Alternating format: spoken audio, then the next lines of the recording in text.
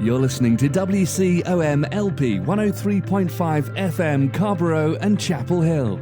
It's a Tuesday, it's 5 o'clock, and that only means one thing. It's time for another round of Snarky Faith with your host, Stuart Deloney. This is a space where we irreverently wrestle through life, culture, and spirituality, all with our heads in the clouds, our tongues in our cheeks, our hearts in our sleeves, and our feet on the ground. At Snarky Faith, the questions or even the answers are never the point. It's all about the conversation. So here's your host, Stuart Deloney. Well, good afternoon and welcome to another round of Snarky Faith Radio. I'm your host, Stuart Deloney. And guess who's not joining me as always? Yes, Ben Triplett is not here.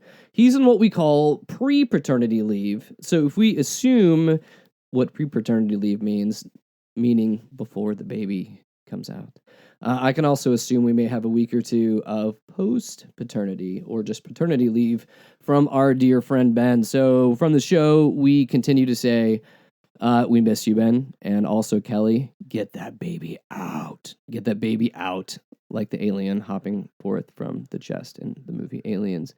And that's also a shout out to Kelly. But yes, that baby needs to come out because we need our Ben back. But what I've done over the past few weeks, we will end up having our show curated a bit with different voices that I'm kind of bringing into the mix.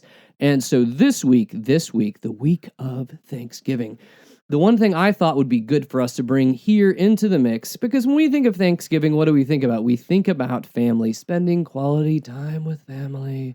We think of it in very nice Hallmark card terms, or we begin to kind of get a little bit afraid of trying to think of that, especially now after the election, that family conversation that we're having as we're passing the mashed potatoes around the table with our bigoted Uncle Johnny or Rex or whatever you call your uncle. Because again, Thanksgiving is also wonderful for these awkward conversations that we have from different folks from different spectrums, from different areas of the world. So in preparation for that, since this is rolling out on this Tuesday, what we wanted to do, instead of doing kind of that Hallmark card version of Thanksgiving, because that's what everyone's doing right now, we're sitting around talking about what we're thankful for. I mean, heck, even Facebook has something that you can adjust your profile picture that says, thankful for us, thankful for this. And when we begin to do that, I'm sorry, the show is called Snarky Faith, so I'm not necessarily going for the whole razor blade version of the holidays where we're feeling very dark in the midst of this. But I do feel like we want to take Thanksgiving on with a bit of a snarky flair to it. So instead of us sitting here and talking about the things that we're thankful for, we can say we're thankful for family and our house and our country and our spouses and all these other things. Yeah, we all know that. We're thankful the rest of the year for that. So I brought on my daughter, Ada. So say hello, Ada. Hello. And so Ada is here on the show to be able to join me in having kind of this Thanksgiving talk. So instead of talking about the things we're thankful for, I figured in the Snarkiverse that we're going to move forward, we should talk about the things that we are not so thankful about. And with me bringing on my progeny, my spawn, my child, my beautiful, wonderful daughter, the first thing that they made me think about this, and Ada, I'm going to give you a softball pitch. I'm giving you an easy one out of the gate to talk about when we're talking about what we're not thankful about, because you are a student of history, and you are a student that likes to get mad about injustice and oppression. And so when we talk about the holiday of Thanksgiving, where the Pilgrims and the Indians came together to eat as equals, because they were trying to start a beautiful relationship that would continue on for millennia, except it didn't. And the wonderful white pilgrims and settlers eventually laid waste to the Native Americans in but we still like to celebrate that holiday with overeating and sitting around watching football. So tell me this, what are you not thankful about when it comes to Thanksgiving, my dear daughter? Okay, so I always thought Thanksgiving was about how the Pilgrims arrived to to the New World, because I saw that in Charlie Brown, and so I learned this this year in social studies, where so when the Pilgrims first arrived, they couldn't survive on their own because they didn't know how to grow crops like in the kind of like land there, and so they met a fellow Indian tribe, and the tribe is like, hey, we'll help you harvest and grow healthy here if you kill our native tribe. So kind of like the friendship that was made for Halloween or for Thanksgiving was because the pilgrims helped the natives kill out an entire tribe, and then they celebrated by eating food, which I don't think is the best like holiday to celebrate. Oh, come on. The only reason that we would not be thankful for something like that is if the food that they were serving was the tribe that they had just defeated, right? Delicious. Delicious. It is. Good tribal dinner. Yeah, so that's one of those. And when I begin to think about, like, in the larger perspective, which is thank you, Ada, for that little trip down history lane in the history of our country, which it is great when we think about this. And this is another thing I don't like. I don't like how we tend to whitewash and clean up our holidays and whitewash and clean up the way we look at history to where we kind of, well, I equate it to, if any of you, since again, the show is Snarky Faith, when we begin to look at children's Bibles. I am not thankful for children's Bibles, though the ones that have the little pictures and everyone's happy in them. And much in the sense that you're talking about, like the Native Americans and the Pilgrims on Thanksgiving, not necessarily having a rosy children's book version of this, of the history that was actually really what happened. The same thing, we do the same thing in the church. And now I'm not trying to say you want to tuck in your 3-year-old with delightfully drawn cartoon genocide and dismemberment and blood and all that kind of stuff. Dang, I'm really in the Thanksgiving mood today. But one thing I think that we do kids a disservice by trying to shelter them from the world. And now I'm not saying again that I want us to horrify children and that we need to have nursery rhymes that are about serial killers. But what I am saying is I think that we end up setting them up. We set them up in a way that they are, well, I think that it ends up setting them up to fail, simply. And even like in the church, we end up having children's books that will show like happy little things. Like when we see like Noah's Ark, yay, Noah, he's on the boat and there's lots of cute, darling animals and they're so happy. But you know what, Ada, what don't they show in that? Like all the people that died. Yes, the mass killing in this story where, yes, the rest of the earth, they all drowned and died because of their sins and iniquities in the middle of that. So we even had this, I think I mentioned this way, way, way back on some shows, but when you were a kid, I remember someone gave us like a children's Bible, and literally on the cover of it, they had Goliath and David standing arm in arm smiling on it. And if any of us know how the story of David and Goliath goes, I don't think they ended up as pals in the end. So yes, you may be saying right now, rolling your eyes, these guys are a bunch of sourpusses. Thanksgiving is all about giving thanks and overeating. It's all about the joys of diabetes. That's why we love Thanksgiving. No, so okay, I'll give you one, Ada, and you can tell me right or wrong on this one. You know what I'm not thankful for? I'm not thankful for cookies that have nuts in them. Why are they there? I just don't get it. It's kind of like you have this nice, delicious cookie that you're biting into, and then there's nuts in them, and I just completely don't get it. Protein. Okay, you have me there. It's very healthy. It is healthy. It's protein. You little jerk, you're grounded now for disagreeing with me.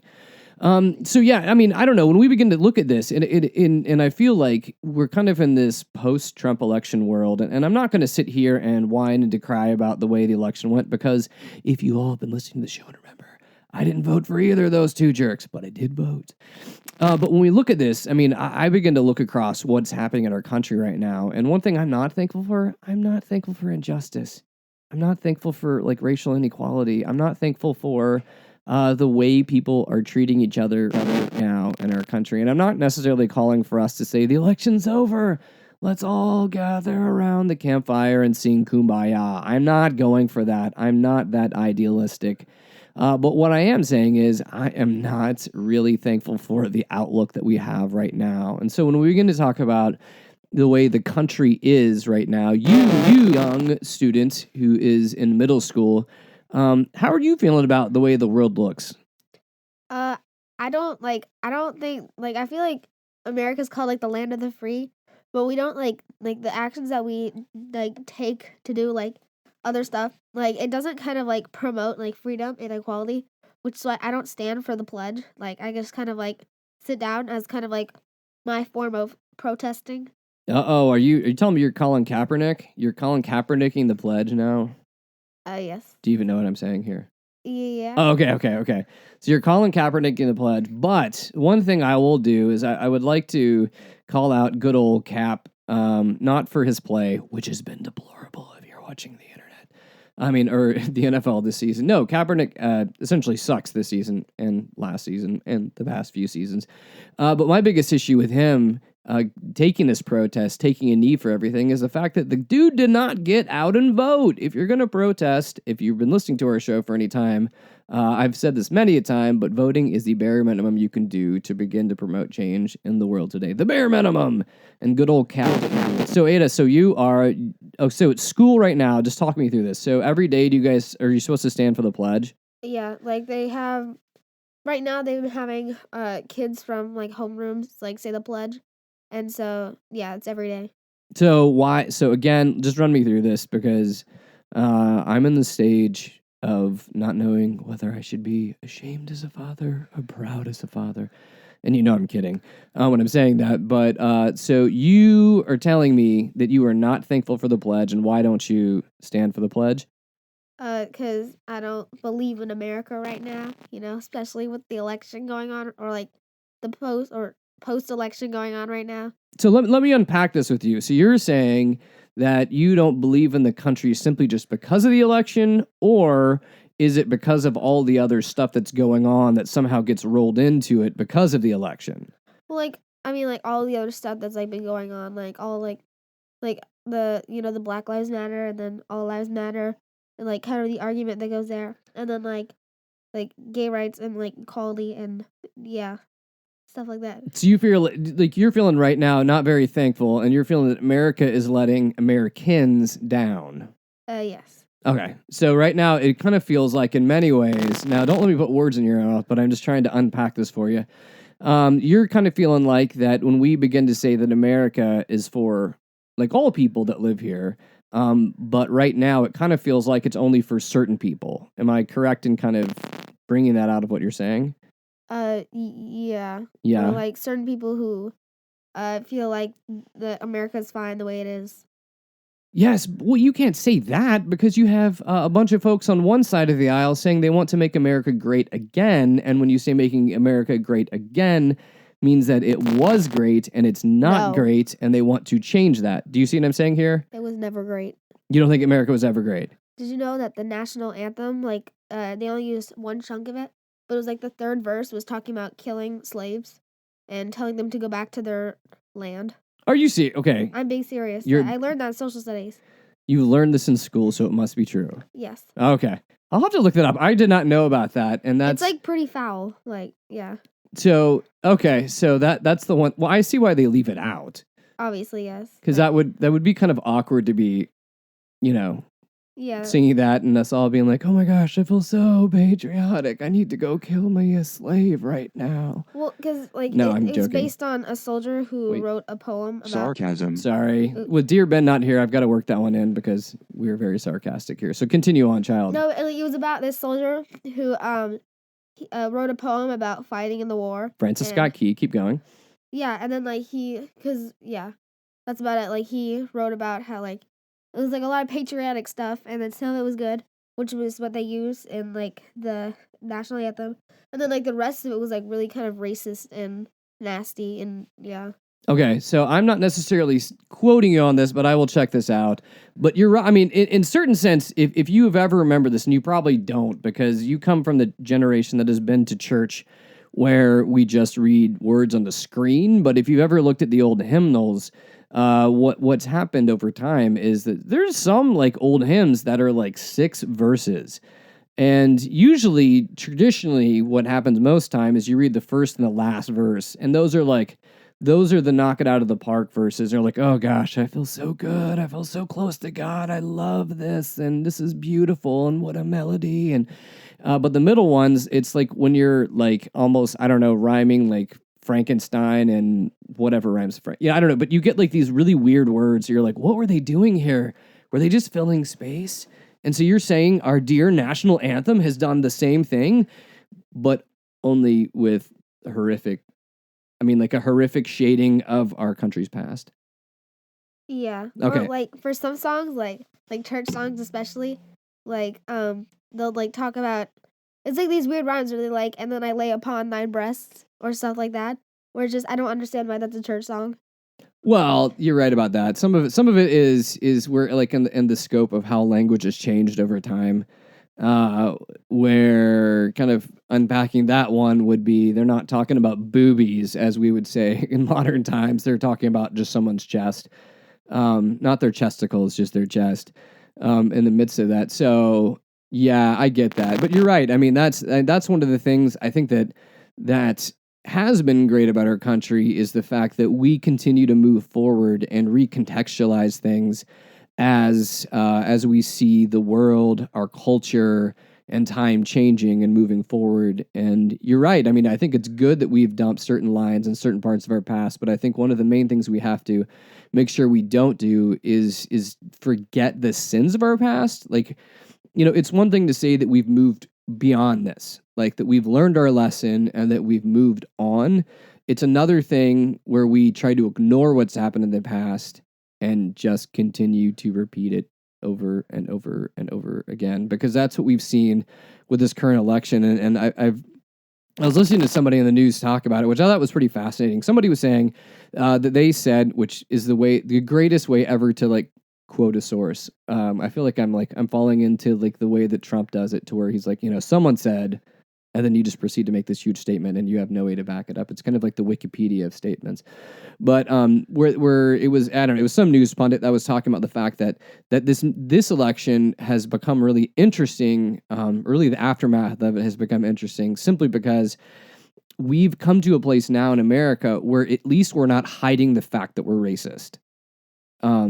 Does that make sense? Like, not saying that the racism is good, but meaning that all of this junk that we're seeing come out right now has always been there. We've just learned how to fake it. We've learned how to hide from it. We've learned how to be politically correct around it, even though it always existed and we still acted on it. But we never before, like really this point, we're willing to honestly admit that, holy crap, America is pretty darn racist. America is pretty misogynist. America, is pretty homophobic. I mean, but after this election, we're able to kind of see the ugliness of America. And my hope, which is not necessarily me being thankful for Thanksgiving, but my hope is the fact that once you're able to actually bring this grossness, this rot that I think is hitting our country into the light, the hope is that you can begin to fix it. Now, the problem is, if we bring this to the light and we go, hey, all that stuff that's happening that is racist and misogynistic and homophobic and nationalistic and all that, that's good stuff. Let's just keep going with it. That's my biggest fear with bringing this out. My hope is in the fact that it helps us to root it out and get rid of it. My fear is that some people are going to be like, those are some pretty good ideas. I don't know. Do you feel generally like right now we're in the week of Thanksgiving? Do you feel generally as the adult of tomorrow? So I will go ahead and let you speak for your entire generation, because that totally makes sense right now. Do you feel by and large hopeful, or do you feel skeptical about the way the future is moving in our country? I feel kind of hopeful because I feel like I don't think Donald Trump is gonna do all the things that he says he's gonna do. But, like, I feel like he may do something good, and, like, you can't just assume that he's going to be a terrible president because he hasn't even started, like, his run yet, so I think, I'm hopeful. You're hopeful in this, yeah, but, like, and I know, please stop me if I'm getting too far, like, out of your depth. I'm not trying to patronize you, but I also don't want to hit you with a bunch of stuff that I know you probably haven't sat and read about. The problem is, I think a lot of America was sitting and waiting. Not a lot, but I think a good portion of us was at least kind of at that thing of saying, let's hopefully give him a chance. Let's hopefully give him a chance, because a lot of times, and we've seen this, the history of politics, that the promises and that the extreme talk that happens on the campaign trail doesn't always translate to what happens in the presidency. It's something that people are doing to go out and to get people excited, to drive up voters, to get people to turn out to vote. and all that kind of stuff. And so sometimes all of this extreme talk, we could say, and I know you've heard this term with me using this a lot, but like at best, we can hope that most of what Trump was saying is hyperbole. Like he's just trying to make a point by using extreme talk or extreme, examples or situations. But all of that thing of us giving him a chance is slowly started to evaporate with the folks that he is beginning to put into his cabinet. Well, yeah, but America is not a dictatorship, so he doesn't have full control over like this country. So like things like building a wall may not happen, even though he wants like it to happen, because he still has like he's only one like vote in like in the. Okay, that was good. That was for you. That was an applause. Loud. Yes, I know. Well, it's louder in your headphones than it is in actuality.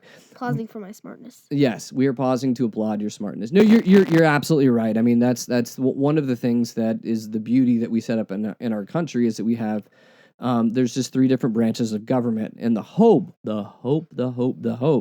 is that they are able to balance all of each other out.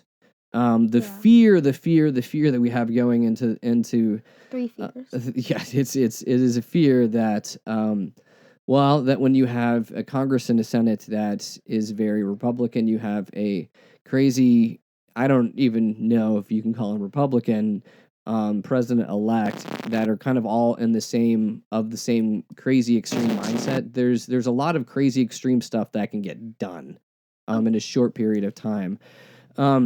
Okay, so yeah, but like just because you're Republican doesn't mean you have to agree with everything that Trump says. Absolutely. Like, snap.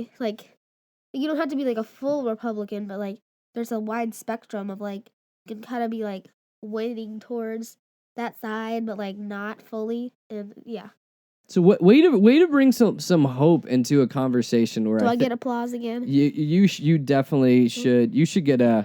Lord have mercy. Okay. What was that? That was a good Lord have mercy. You're schooling me on my own show. I feel like I'm getting taken out to the woodshed. I know. Well done. So okay, so we've hit some political stuff, which we will delve actually back into. And so I'm not completely trying to put a pause on you. So is there anything else right now that you feel like, man, when I look at the world, I am so not thankful for blank. Fill in the blank.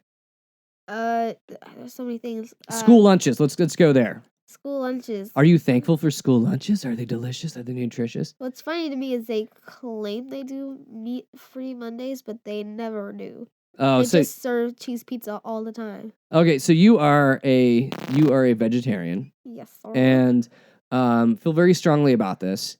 And you have gone even as far, if you know this show, you know that our last name is Zeloni, and so really?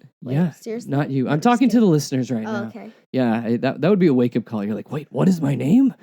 Oh my gosh, I never knew. No, so for those that don't know, Ada has acquired this nickname of being Veggie Baloney, which is ironical and humorous at the same time. So you feel like for folks that are of the vegetarian or vegan persuasion that are still going to school and that eat school lunches, that the vegetarians are not getting a good shakedown, or they're not getting a fair meal. Well, like most of the time they serve cheese pizza every day.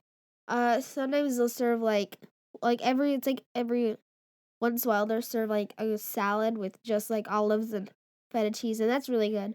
But most of the time, any kind of salad they have is like covered in this weird, nasty like liquidy meat, and so I feel like if you had to eat cafeteria lunches, you could trade with someone else who may have like a peanut butter and jelly sandwich. Hypothetically. Okay.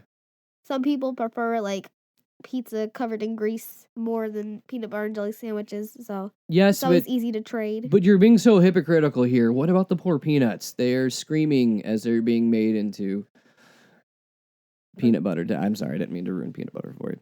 Okay. That's nuts.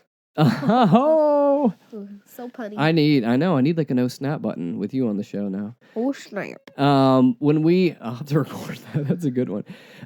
So not thankful for school lunches that don't necessarily do great things for people with different diets. I mean, so you're kind of saying it's like this thing when you invite the guy that has like the gluten allergy over to the house, and you're like, meh, most of this is he can just eat the carrots. yeah, you can eat no one eats those anyway. You can eat the carrots, and I've got like a decorative bowl of rocks if you would like to eat those. I'm pretty sure those are delicious. Yes, I know. Okay, so when you begin then to look at in our wet blanket of a unthankful Thanksgiving, because we are thankful people, but we want to get some of this out of our system. You know, it's kind of like we're doing some colonics. And if you want to know what that means, I'll explain it to you later. Okay. Good. So kind of we're doing like the colonics of our soul here to clean that. So when you look across this, okay, you know what I'm not thankful for? I want to delve into a little bit of pop culture. So as I'm talking, you can begin to think of the things in pop culture that you were very, very much not thankful for. Like pop culture meaning music, like it could be music, it could be TV, it could be movies, etc., yeah, etc., etc. Yeah.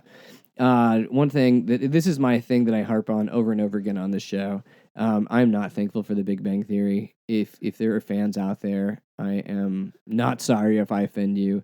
What you should simply do to realize how unfunny that show is go on YouTube. You can actually find where they have clips of the show where they've taken out the laugh track, and it's pretty much like watching serial killers interact, or like perverts or rapists. I mean, it's really funny how in TV, and this is I guess what I'm really not thankful. I'm not thankful for laugh tracks on TV. Oh my gosh! Wait, I was about to rant about that. Go for it. I hate laugh tracks because most of the time they're laughing about things that aren't even funny. Like if someone just kind of like opens their eyes and like looks around, then there's like this loud laugh track, and you feel like you have to laugh because there's an entire audience that is laughing, but it's not funny at all. So much pressure. Well, I will say the only time. Well, okay, so there's a difference between having a live studio audience and a laugh track. Do you understand the difference? Yeah. Okay, so you actually have people that are sitting there watching. A laugh track is when you just put yeah, it's like it's much to make it seem funny, even though yes, it would be kind of like you saying something funny and kind of like that. Yeah, but a lot. But I remember this. I was watching, and I've been watching John. It was a few weeks back on John Oliver where they had. I don't know. I'll have to find this, and I'll post this on. I'll post this on our Facebook page if you want to find it. It'll be on. You can find Snarky Faith on Facebook. But it was. I can't remember which one it was, but it was an episode of John Oliver, and I swear to you, there was some lady that my hope is that she was drunk or something else was going on, but everything, like she had like this really high pitched, loud laugh, and every time he would say anything. Like it got to the point of being distracting to watch the show because whatever it was, I mean, which actually at the point when I was listening to it, it made me laugh even more because it was just that stupid. But yeah, I mean, so that was live studio audience issue there. And also, which makes me think back to, I was in the audience on the Jay Leno show. I think I've told you this before, right? And Jay Leno, again, who's Jay Leno? Jay Leno was the unfunny guy that was before Jimmy Fallon and also before Conan. And there's a whole lot of story there that we just don't want to get into, which I'm very unthankful for Jay Leno. Jay Leno's not very funny. Laugh track. Yeah, he totally needs it. Like, he's one of those guys, within comedy, I feel like comedy is also kind of related to how smart the folks are that are delivering it. I feel like there's the better comedians are extremely smart comedians, and Jay Leno is not a smart comedian. He's a comedian that makes the trailer park folks like chuckle. In this, it's kind of like the lowest IQ form of humor. And so I was back in college and was in the audience, and he's just, you can predict, like, it's his setup, his delivery, it's all just so predictable. And again, if I can probably put this on our Facebook page, but I got in trouble security wise, but I actually yelled out the punchline pretty much during his, because it was so incredibly obvious, because again, most of his humor is very, very obvious.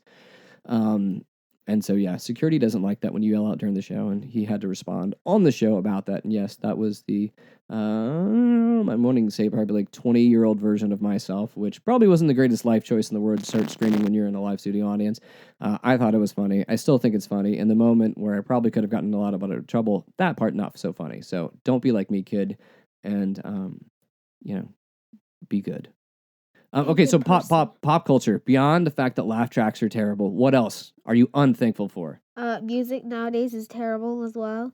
Like that song where it's like this weird mashup of noises. Oh, you're talking. This is Selena Gomez, where it kind of just Selena sounds. Gomez? Yeah, I'm pretty sure where it sounds like they someone just went edit happy on her voice. Yeah, is that what you're talking? I have no idea what she's saying in the entire song. Like it's like even if I wanted to look it up, I have no idea what it's like.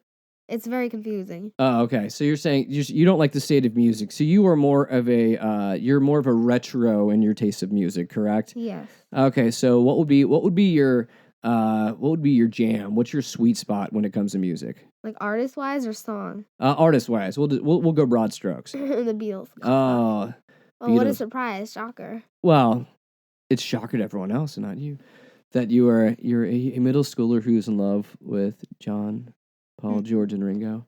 I thought you were just gonna say John. No, it's like no. Oh, it's all of them, right? Yes. Oh, okay, we'll go there. So you're not happy with the state of music today?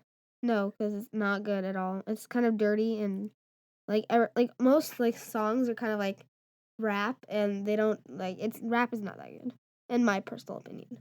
Okay. We've just lost half the audience that they've turned off here on the show. Sorry. No, it's fine. Okay, and so the last thing I want to do before we get to like the article that I want to walk through, when we talk about food, you mentioned food a little bit, but what food are you really, really not thankful for? Turkey. Okay, thank you. Thanksgiving food. You don't like Thanksgiving food in general? It's not like, I don't know. I like mashed potatoes and dessert. That's like my favorite Thanksgiving foods. Okay, mashed potatoes, gravy or no gravy? No gravy. No, okay, so no gravy. And Thanksgiving desserts. What's your jam? Any kind of dessert. Like I don't know like the generic things. Pumpkin pie, yes or no? I guess yeah, pumpkin pie. Apple Pumpkin pie, pie's yes or okay. no? Yeah, apple pie. Okay. Gluten-free snickerdoodle cookies that have spirulina in them. I have no idea what that is. Okay, I'm not a fan of anything. Yeah, so when it ends, like that's not much. Okay, here's the thing I'm not thankful for. When you try to somehow make dessert healthy. I mean, I think the entire nature of dessert means that we're eating something that's not the main course, that's not an appetizer, and you eat it at the end because it's kind of like the shame point in the meal where you're like, oh gosh, I shouldn't, but I really will, and I'll just eat this huge slab of cheesecake. Not really sure what it is, but oh my gosh, it tastes good. Like 2 bites in, and then you're like, if I eat any more, I'm gonna feel sick. But it would be a waste to not finish it. You know what I'm saying? Same. Like have you ever seen that like Parks and Rec episode where like they ask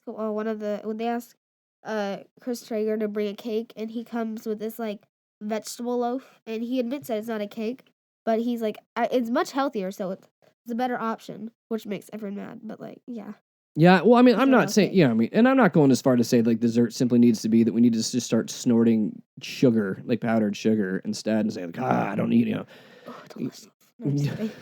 No, but people in my class have done it before. Like they broke up Smarties with their hands, and then they started like snorting it for no apparent Oh my reason. gosh, they're so dumb because everybody knows it's pixie sticks that you snort. Gotta give them a little tap. And Oh, it's snort. pixie sticks. It's pixie sticks. It's pixie sticks that you have to do that. You get the dollar bill, roll it up, snort it, and then you watch the people go, ah! But Because there's no point in doing that. there's no point besides burning your nose and feeling like you're some sort of an adult from an 80s movie where people do lots of drugs. I don't know. Yeah, it's say no to drugs, kids.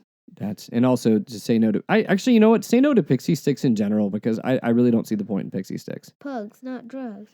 Have you seen like the ones, I don't know if they still have these out. When I was like younger, they had these things that were they're like jumbo pixie sticks where they were like the straw was made of plastic and was the girth around it was probably 3 times or like 4 pixie sticks like wide, so it's like a huge straw, and it was like 3 feet long. So it's like a plastic straw, and it's like 3 feet long. Because again, you need to eat pixie sticks faster. I mean, I don't know. I guess it's a way to be able to consume like 60 of them at once. Pixie sticks are like those fun dips, but like without the actual candy part, and you're just eating the sugar. Like that's part of it. Well, yeah, I think Fun Dip is all about the experience. It's not really good, But But anytime it's you fun get to eat. it's fun to eat. So it It's is. like one of those foods that you don't like it, but you like the texture, so you keep eating it. Yeah. Fun dips are good. Or I was like always. I think I actually enjoyed like the sticks in Fun Dip than more than actually the powder. Yeah, just to break them up and eat that. Like, Yeah, it's but if just hard candy. but if you eat that, then you have to then be like the sad kid that's sitting like and licking your finger and sticking it in a little pouch to eat the powder. Ooh. And then even if you wash your hands off later, you have like a blue finger and everybody knows about your shame. Is this like a story from your life? Are you I'm kind of like not willing to comment on that. okay? I'm not. This is taking me way too far into a dark place here before things. We'll fix it in post. Okay. Well done with that. Okay. So enough of our being the Debbie Downers of, the I was about to ask you. Oh, snap. Yes, we have. That. Yes, that was kind of our Debbie Downer of the things that we are not thankful about for Thanksgiving. So to cleanse our palate before we pivot into the article that I have here that I'm going to take you through, can you give me a few things that aren't like, give me a few true things that you're thankful for? Like. Now, like don't do the I'm thankful for mom. I'm thankful for dad. Oh, I'm thankful for. I'm thankful for family and friends. Yeah. That's all BS. So. I'm thankful for that this is like an opportunity for people to like get together, just like. You mean this show? People can get together on Thanksgiving and listen to gosh. this show? No, that would be bizarre. But we may do it still at our house. I have a portable speaker I'm going to stick into the butt of the turkey, Oh, and have you we will seen just that, like no, I'm Sesame Street meme where like all the Sesame Street characters are sitting around a giant table, and like there's a giant turkey in the middle, except it has like Big Bird's feet sticking out. And of everyone's it. like, "Where's Big Bird?" Yeah, it's so gruesome. It is, but I mean, I was at the table, and I cried while I ate him. I mean, it was sad, but it was also delicious. And I mean, how often does an opportunity like that present itself? No. Like, give me just a few random things that you would say in the world that you happen to be thankful for. Wait, here's a funny joke. Why did the turkey join the band? Why did the turkey join the band? I don't know. Because it had the drumsticks. Whoa! So funny. Turkey jokes. Yeah, I don't think I have a on here. You can use that noise. Okay, so a random thing I thought about. I'm thankful for socks. Socks? I am, because I am thankful for... Because I have no carpet. We don't have carpet in our house. We have hardwood floors everywhere, and I am thankful for socks, because otherwise I think I would have frostbite as I walk around as the weather has turned colder. Okay, this got weird. This got dark all of a sudden. Any last random things that you're thankful for? I'm thankful for fingerless gloves, because they look really hipster and cool. Fingerless gloves. You know what I always wonder about fingerless gloves is, like, what do they do with the fingers when they cut them off? True. I don't think you make them like you. I think you. No, just I know, stop. I know. If you're knitting them, you're right. You stop, but it's just a weird random thought that You make those socks with toe socks, the socks with the toes. Oh, that you add those down. Okay, that makes a lot more sense. Or like, have you seen that? They have you can buy. This sounds bad. They sell muffin tops. Like not people. No, not like not the like term the like oh hair. hey no like the top of a muffin. Isn't that a hairstyle? No, muffin. No, I don't. Those are muffin chops, right? Maybe I don't. Yeah. Well, I'll explain to you later what a muffin top is. But like literally in like the bakery aisle, like they're the top like, of a muffin. It's like donut holes. Like yeah. What do you do with the bottom half? I know. I don't know. Why do you did they just throw them out? I mean, that was like they did that on Seinfeld a while back. But yeah, when they make muffin tops, they actually are not. They're not cutting them and throwing them out. It's just the way you bake it. It's almost like a cookie, if that makes sense. Oh. You know what I mean? Deceptive, isn't it? Yes. Yeah, you thought you were being able to be American, like we are American, to be nice and wasteful. It's not to a where, muffin top unless it's deep fried. Oh, that I am not thankful for the way they prepare food at state fairs in our I've always wanted world. to try fried Jello. That sounds very interesting. Yes, but don't they fry butter too? They fry Snickers. They Why fry would you butter. eat an entire thing of butter? Like, what would you do with it after you after you buy it? What I mean, I have no answer for that. What would possess someone to say, I would like to eat a stick of butter right now? And I mean, well, my whole thing is the idea of a stick of butter you've probably made other bad life choices that have led up to the fact that you're come to the place of saying, I like eating butter, but it's actually better if I fry it. So butter dipped in butter, and then so I don't know. My whole thing in this is I think that there's been other bad life choices that have brought I'm some of this assuming point. you know how you put butter on bread. Like you probably eat an entire stick of butter in your life. Oh, maybe it's because they're gluten intolerant and they're like, I love buttery bread, but I just need to get rid of the bread and I'll just eat the butter. They just cut the bread off and they give it to someone else and they just eat the No, butter. if it's American just to throw it away. Efficient. It's American. We're a wasteful people, so you throw it on the ground and absolutely. You say it'll compost itself. No, Especially on pavement. No, you have to throw it on the pavement. The American way is to be wasteful and to not compost.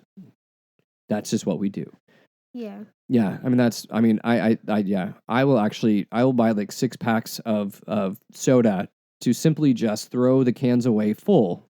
And I just like to throw like the little plasticky thing that holds the 6-pack together into the ocean. That's what we do. It's very fashionable for all of the seagulls to wear. It's like a fashion statement. See, it's like a scarf that they can never take off. Because I do. I care about seagull fashion. That's why I do it. Yeah. It's wasteful. It's American. But it helps them, though, because that's how they earn a living. Like, they pose with the scarves on. Yes. / plastic soda can things. Absolutely. Yeah. So, yeah. Okay. So, pivoting here from our weirdly bizarre talk that we've had up until this point, which is pretty much like family dinner at most nights. I have this article here. It's called a 12-step program for responding to post-election Trump. This is by Nicholas Kristof from the New York Times. And so he's got 12 steps, much like the AA or NA or all the other letters that come before A. It's a 12-step program. So this is kind of American. So I wanted to kind of talk through this, not simply just read this, but really just kind of delve into this in the time that we have left. So I'll read these and we can kind of unpack this. You can agree, you can disagree. No comment. Or you can no comment, but you at least have to say no comment because if you're shaking your head, I just can't see it on the radio and neither can anybody else. So I found these very interesting. And so number one was, I will accept that my side lost. And so again, I'm taking this from the perspective of, these are for the folks that they're in the wham perspective that, oh dear, our dear Hillary lost and Trump won. So this is 12 steps. I will accept that my side lost, but I won't acquiesce in injustice, and I will gird for battle. Wait, what is acquiesce? I will not give in to injustice. Okay. This is probably good because this may help some of our listeners. Words. Yeah. So how about this? I won't give in to justice, and I will gird for battle on issues that I care about. Gird, which is a term that we don't use enough. Isn't it like a girder belt or something? No, that's garter, not a girder belt. But no, it is they say it's kind of like, well, gird up is kind of like picking up your bootstrap, preparing for battle. Like they will say, if you're talking like New King James Version of the Bible, it's you need to gird your loins for battle type of a thing. Which I really don't know why you would need to get your loins prepared for battle, because your loins don't have really a whole lot of purpose in battle. But maybe people can tell me others. It's very important. It's very protective. Yes. Well, I mean, yeah, you want to wear a cup before you go into battle. But I don't know that should be your number one thing you want to. Okay.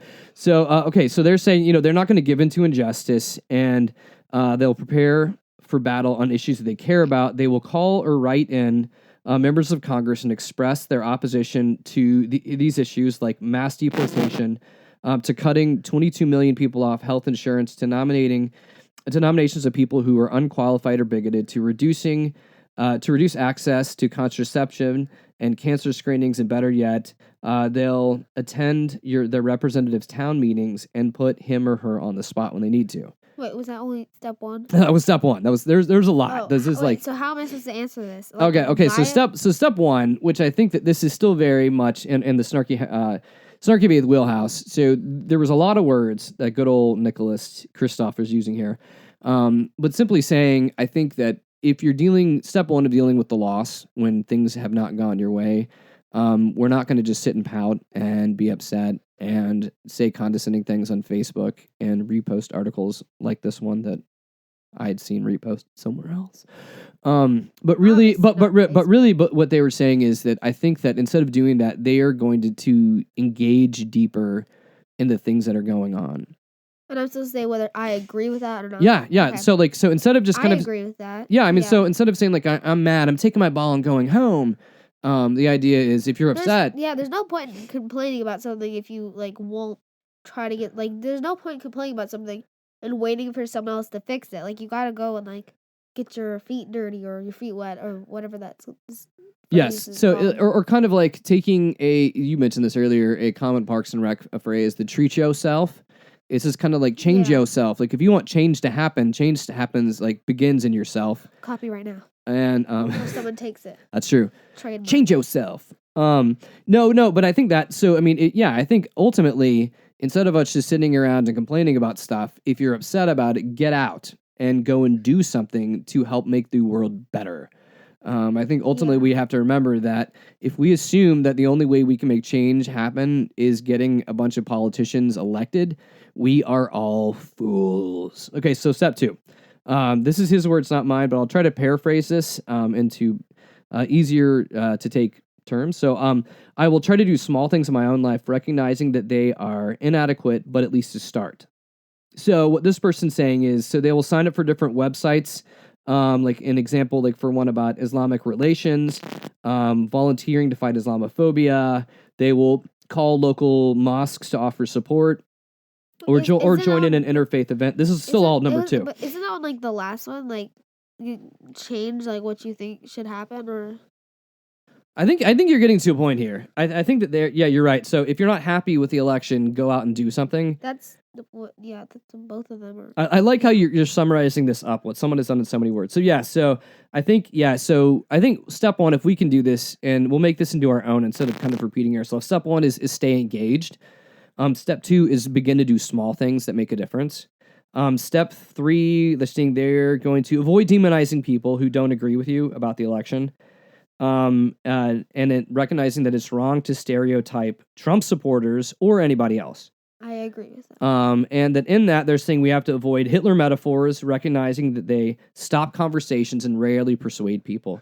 Well, like you could be a Trump supporter and you don't have to be like a racist or like a homophobe or like a redneck or like anything like that. Like you could vote for Trump because you don't like what Hillary's doing. Like you could assume they're like the lesser of two evils. Or you could vote for Trump and be someone's grandparent. Wait, like never mind. I'm moving on from that one. That got too close to home.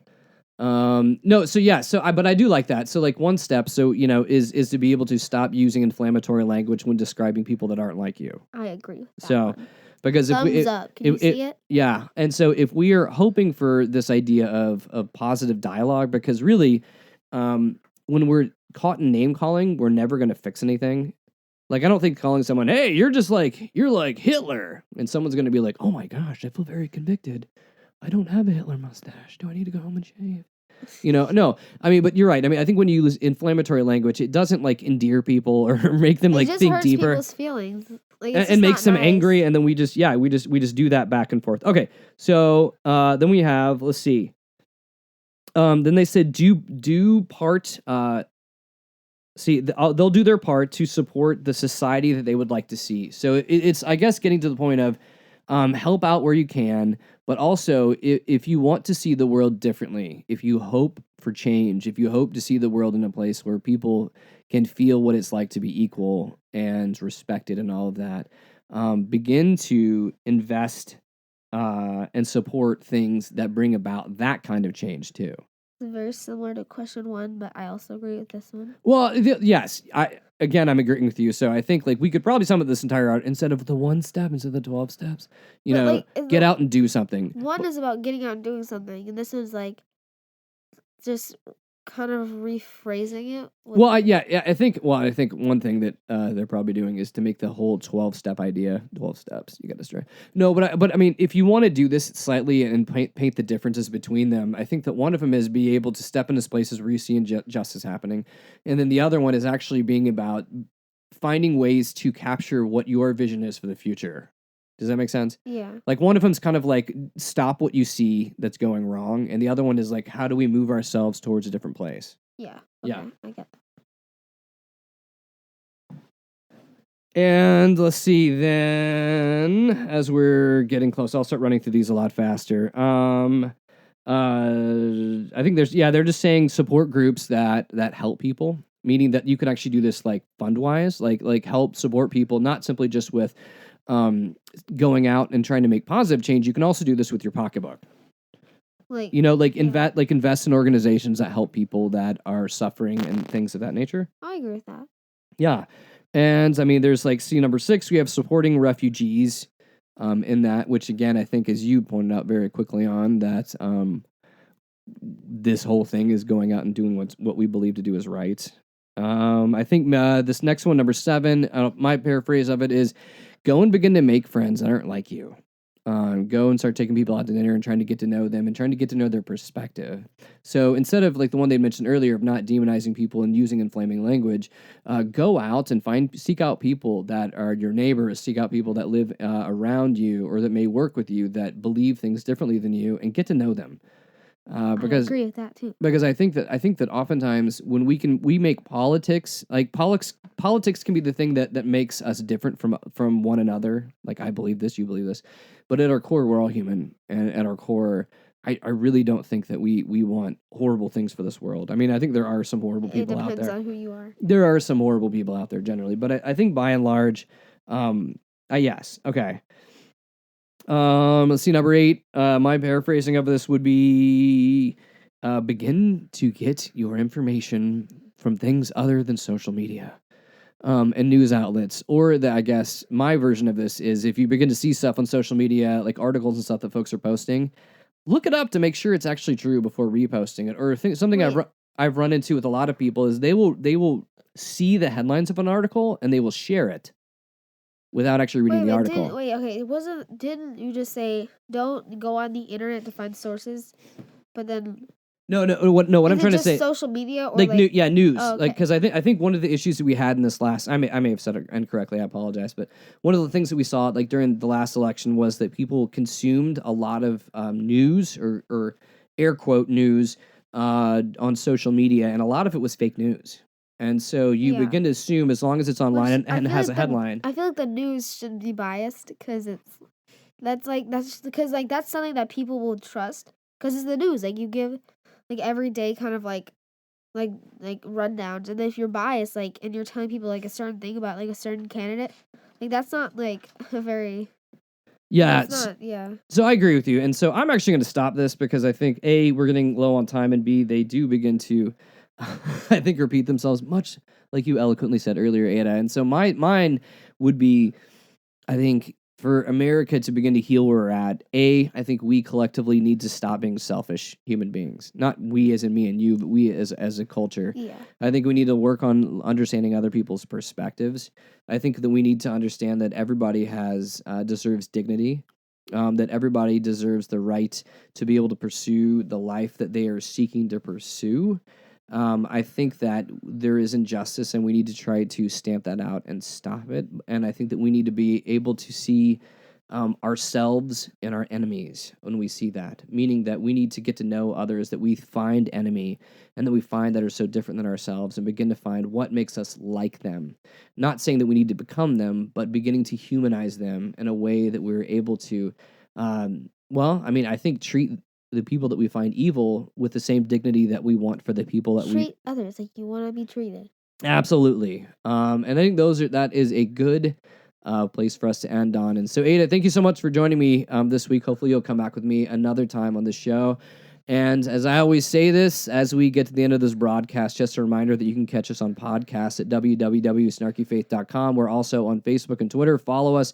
Also, if you feel generous and in the Thanksgiving mood, hop on over to iTunes and give us a 4 or 5 star rating. I can't remember at the moment if 5 is the best. If 5 is the best, do it. If 4 is the best, do that. But that is all the time we have. And also follow me on Instagram. Oh yeah, what is your Instagram? Swimmer Ada with only one M because I'm cool. So SWIMERAIDA. One word. Yes, that's on Instagram. All right, so follow her, stalk her, but be nice to her because she is my daughter, and I don't own a gun.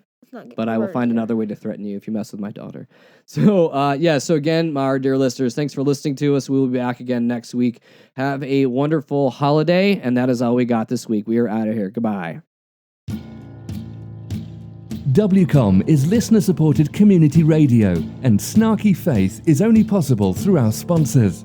Aqueduct Conference Centre was established in 1978 as a peaceful destination for small group meetings, special events, conferences, retreats, and weddings.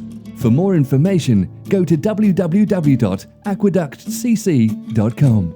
We are also sponsored by Lumen. Lumen, a spiritual community of seekers, sojourners, question askers, doubters, and skeptics, is a collective of fellow travelers that embrace the truth that all life is sacred, hope is real, and tomorrow can be better than today. All are welcome. You can find more information at www.lumencommunities.com.